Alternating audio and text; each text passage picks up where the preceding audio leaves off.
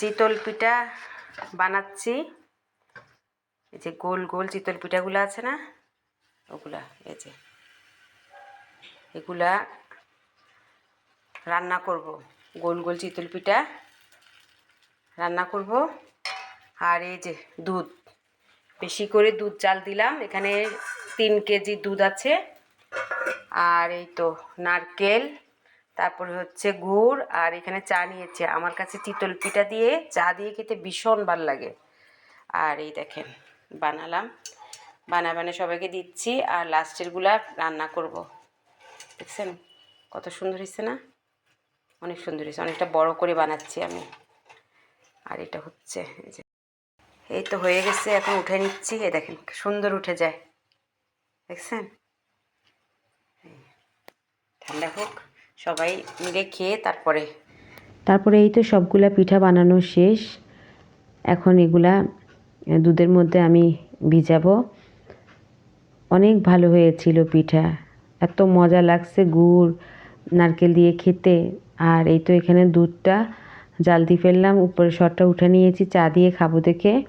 3 KG দুধ, আর এখানে এই তো আমি নারকেল দিয়ে দিচ্ছি। তো নারকেল আরও বেশি করে দিব, আগে এখন আর একটু জাল করে নিই।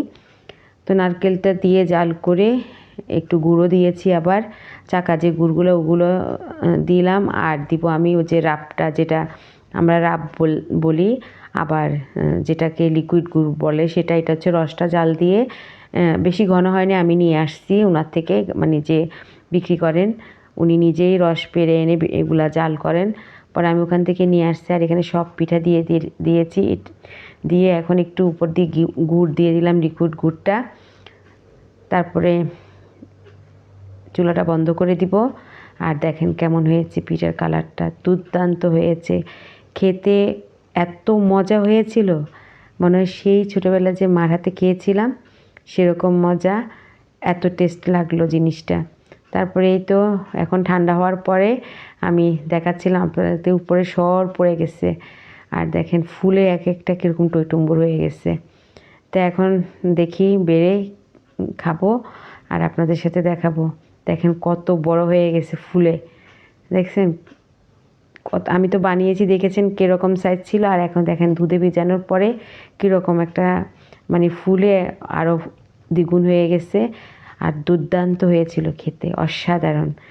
শীতের সময় এই ধরনের পিঠা না খেলে হয়? চিতই পিঠা যদি এরকম দুধে ভিজিয়ে না খায় তাহলে মনে হয় শীতটাই সম্পূর্ণ থেকে যায়, ঠিক না? শীতের পিঠা খাওয়া মানে অন্যরকম একটা আনন্দ, অন্যরকম একটা আমেজ। তো এখন বসে খেয়ে আপনাদেরকে দেখাবো। এই তো এখন একটু খেয়ে দেখব, কি করব, খুবই খেতে ইচ্ছে করতেছিল। রান্না করার পরে এখন 2 ঘন্টা পরে খাচ্ছি, আর আপনাদেরকে একটু খেয়ে দেখাই। এত সুন্দর হয়েছে ফুলে, এই দেখেন। বিসমিল্লাহ, কি যে টেস্ট হয়েছে। এটা রাতের খাওয়ার, কিন্তু রাতে তো এটা খাই না। আজকে এটা লো সামলাতে পারতেছি না, তাই নিলাম। আর রাত্রে খাই এই যে মুসলি দই দিয়ে, এই যে মুসলি দই, এই দেখেন একটু গুঁড়ো দেওয়া আছে। আর এখানে সবেদা, যেগুলো হচ্ছে রাতের খাওয়ার। আর এটা তো লোভ সামলাতে পারতেছি না দেখেই এখন মুসলির সাথে খাচ্ছি। দারুণ মজা হয়েছে, দারুণ। আল্লাহ হাফেজ।